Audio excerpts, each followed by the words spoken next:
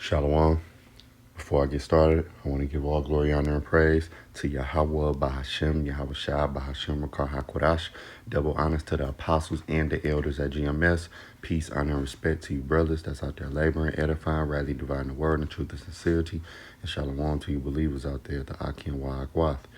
And I was watching this brother video, GMS All Precepts, Crash Out Season, American People in a Pitiful Case. The economy, job market is cooked, right? And that's true.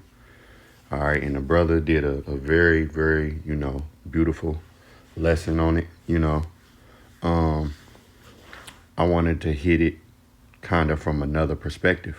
All right, and that's the perspective of everybody gonna be crashing out, but the hopeful elect, Lord willing, we are the elect. Even though we're going to be in the midst of all of these things, even though we stress out, even though we worry, yes. But this wisdom, knowledge, and the understanding of it, okay, puts us in a different position.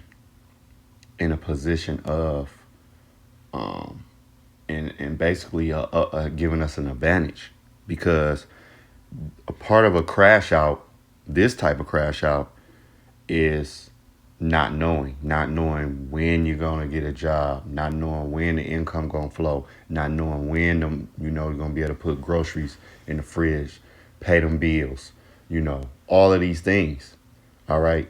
Well, us knowing that, hey, it's going to get worse. We coming into Jacob's trouble and all of these things that give us an advantage. All right. Does that, hey, you might have savings. Every brother or even sister ain't gonna be able to have savings, but we do know what the Lord will provide. Okay, so I just want to play this real quick. Matter of fact, no. Before I even do that, because the scripture came to mind. All right, what is that? Hey, hold on. Let me get this. It says. Jeremiah 51:7, Babylon have been a golden cup in the Lord's hand that made all the earth drunken, all right? Drunken with her what? Ideologies, philosophies, okay? The ways of Babylon. We know when we talk about Babylon, we talking about America, man. Spiritual Egypt, all right? Spiritual Sodom, okay? It made the whole earth drunk, man. The nations have drunken of her wine, therefore the nations are mad. Yeah, mad. Literally mad in the sense of gone crazy. All right. You know how you can go to certain parts of the country and they have been, well, certain parts of the world, I should say, certain parts of the globe outside of America. And what people have been what's termed Americanized, man. You could be in Africa somewhere and those women will be acting and dressing like the American women when you know that's not their whole style. That's not how they do. All right. Not just Africa. I'm just threw that out there. But it says Babylon is suddenly fallen and destroyed. How for her take balm for her pain? If so be, she may be healed. And right. Hey, Babylon ain't gonna be healed. Verse 9, we would have healed Babylon, but she is not healed. Forsake her. Let us go, everyone, into his own country. For her judgment reaches unto the heaven and is lifted up even to the skies. Right. And you're going to hear the lady on this video. She's going to be like, get me out of America. Now, you know she's an American citizen, but you're going to have a lot of these. They doing the deportations or whatever, but you're going to have people voluntarily leaving America. It's going to get so bad. So let me go to the scripture I really want, but that's just the Spirit working. That's the Lord. Let me see. Where is it? Yup, Jeremiah 30. All right, Jeremiah 30:7. Alas, for the day is great, so that none is like it. It is even the time of Jacob's trouble. We've been knowing about this. We've been hearing about it for years. Now, it's nothing. It's a difference between hearing and knowing and really being in it, man. Being in the crunch, because we all going to get tested. And this is why we're going to rely, on the scriptures, man. But he shall be saved up out of it, right? We're going to be in the midst and go through what we go through, but the Lord ultimately going to save us up out of it. All right? That's why you got to think, we go through our trials and tribulations, but at the end of the day, the Lord still show that mercy. I've been doing lessons on how even though we fall short a lot of times, and even in the truth, you fall short. You be simple at times. The Lord still provide, no matter what it is. It can be financial, mentally, spiritually, physically. All right, the Lord still provide, man. So this is what, but those people out there, they don't have that hope. Is what I'm getting to. That's the point. That's why I want to share this perspective with you, brothers and you sisters, that we have hope in a kingdom to come, and that's the ultimate hope. Hope, for number one, on salvation, all right, being the elect, but then the kingdom to come. We know it's coming. We know the kingdom coming. All right, we really hoping to be saved for the salvation, but we know a kingdom is coming. This ain't the end all be all, but these people think this is. So they don't have that same mind frame of, you know what, at the end of the day, I'm going to keep pushing. I'm going to keep moving. I'm going to pray. I'm going to do what I need to do. But at the end of the day, this ain't the end all be all. Okay? That wisdom and knowledge shall be the stability of thy times. And that's the point of this lesson. So let's go here. So you are voluntarily doing this as though they are doing you a favor. I don't want to pay for any of this shit. I don't want to do any of this. I didn't ask to do any of this at all. I didn't ask for it. I didn't even have to be fucking alive. I don't want to do this. I don't want to pay my car insurance. I don't want car insurance. I don't want to give you my new driver's license. I don't want to fucking do that. But I have to for some fucking reason. Because for some fucking reason. In order to be alive, you have to pay 20 different people $200. And you have to keep reciting random digits of numbers. Everything about being alive is just fucking numbers over and over again. Important numbers for this. Important numbers for that. You gotta type in this password. You gotta type in this number. You gotta type in this thing. And if you get it wrong, you're gonna go to jail. America, please get me out of this place. I'm tired. I'm losing my shit. Tired. I'm fucking tired. I'm fucking tired. I'm fucking tired. I'm fucking tired. I'm fucking tired. Fucking. And you see it. You see the crash out, man. All right, get me out of America, please. See, we would have healed. Hey, and the scripture already tell us no work for Egypt, man. All right, let me just get that. What's that? Let's see. That is hold on 1 second. That is 2nd Esdras 15, I believe.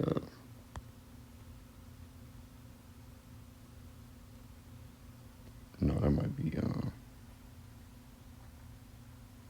So when you go to 2nd Esdras, that might be Isaiah 19. But let me get this 2nd Esdras 15 and 12. It says, Egypt shall mourn, and the foundation of it shall be smitten with the plague and punishment that the Most High shall bring upon it. Right. All right. These plagues, hey, they gonna keep coming. All right. The workforce. You got pestilences. You got earthquakes and doubt. You got all type of things going on right now. It's a lot going on. It's a lot going on right now. Let me get that Isaiah that I was referring to. Salakia. It wasn't 2nd Esdras. It was Isaiah 19. All right. Isaiah 19 and 15. Here we go. It says, neither shall there be any work for Egypt. And we know this spiritual Egypt, which the head or tail, branch or rush may do. All right. So this is it. All right. Hey, man, unemployment is on the rise. All right. You got the big, beautiful bill just passed, and a lot of that stuff going to be kicking in, it kick in different times, like in the future. All right. I went to the store the other day, man. What's so crazy is, like, how you get you might want to get beef for the beef stew, the chopped up beef. Now, normally, a pack of that will be like $10, $9, less in prior times. But it's beef. So you might pay 10, 12. 12 if you get that premium. 13, 9, like between like $8 you can find some. Man, it was $20-something. $20-something, man. Okay? $20-something. And that to me, that was just crazy. You know what I'm saying?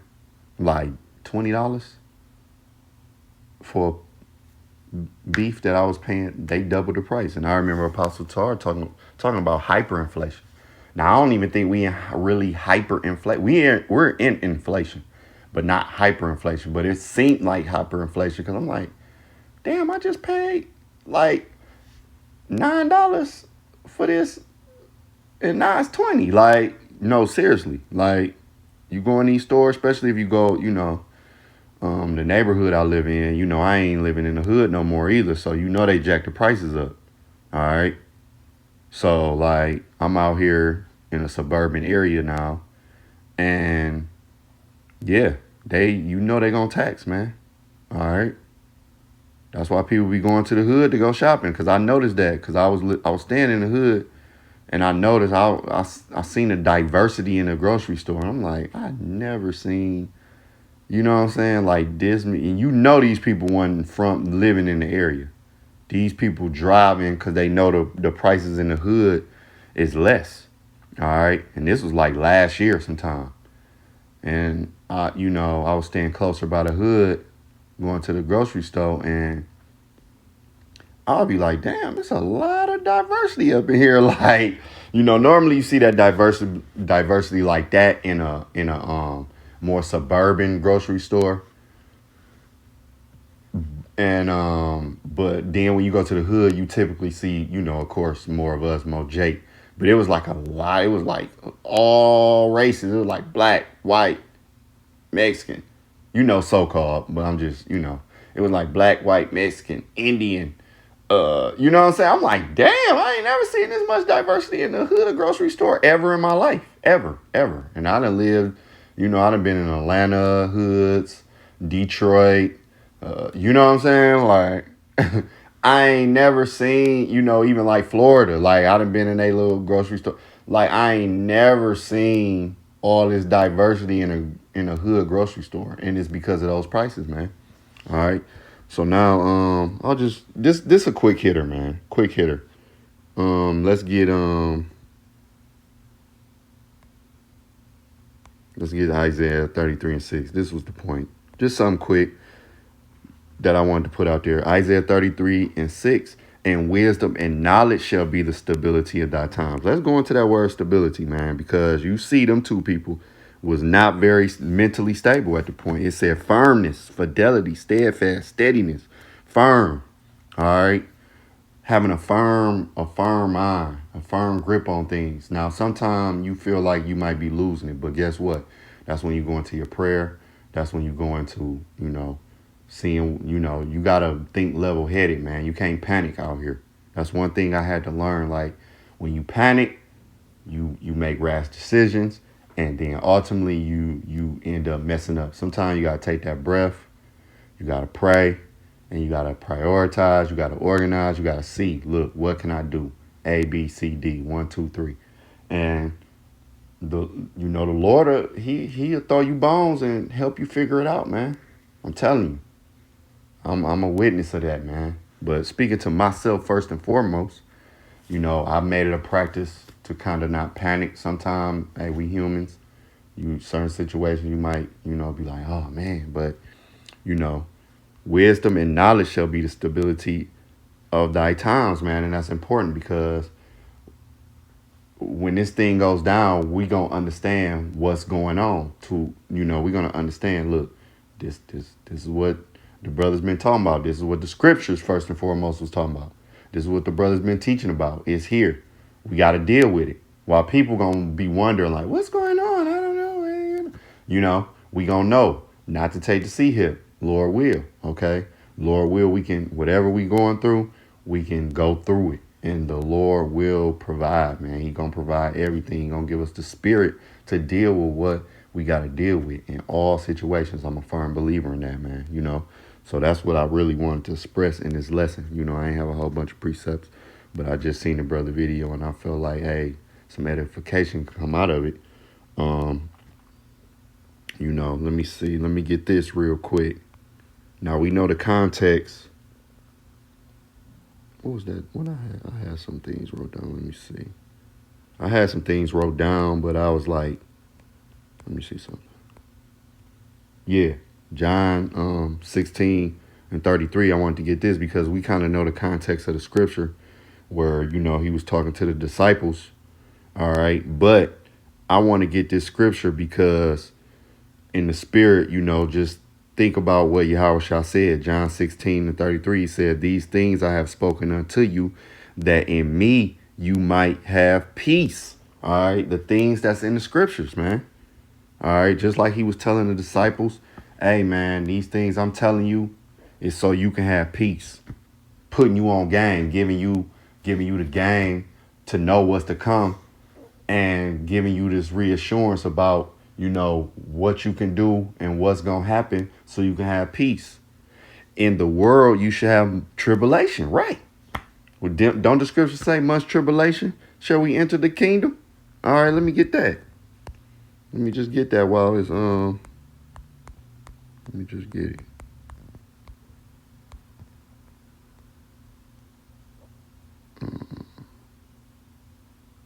Yep.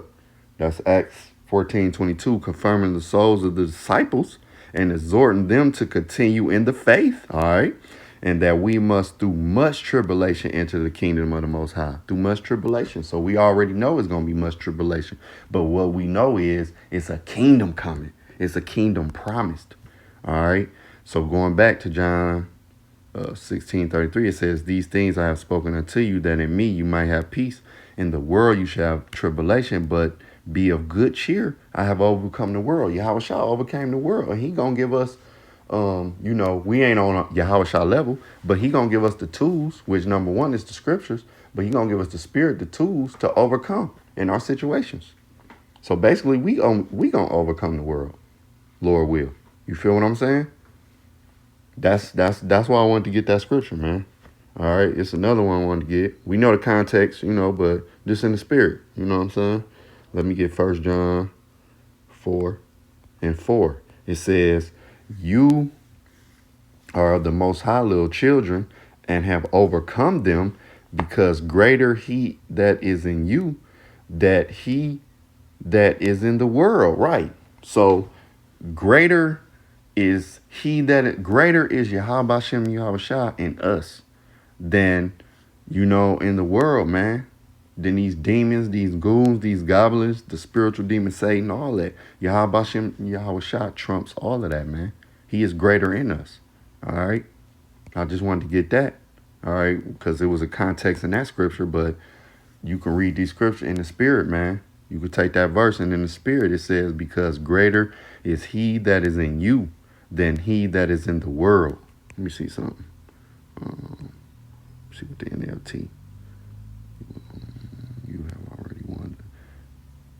Look, NLT says, "But you belonging to the Most High, my dear children, you have already won a victory over those people, because the spirit who lives in you is greater than the spirit who lives in the world," man. All right. That's powerful, man.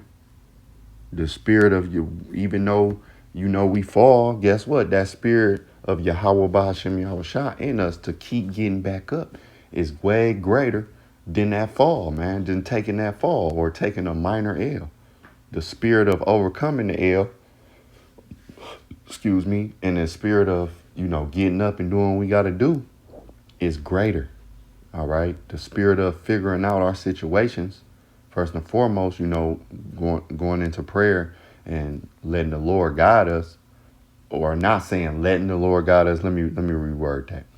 Going into prayer and then, asking the Lord to guide us and then moving accordingly, right? That is greater than the spirit of the fear or the panic or whatever's going on, man. All right. You might be in debt. You might be about to be in debt. You might be struggling to do this or figuring you going to figure it out, though. All right. You're going to figure it out. The Lord going to make a way is what I'm trying to say. So, I just wanted to put that out there. Lord willing, it was edifying. To the next lesson. Shalom.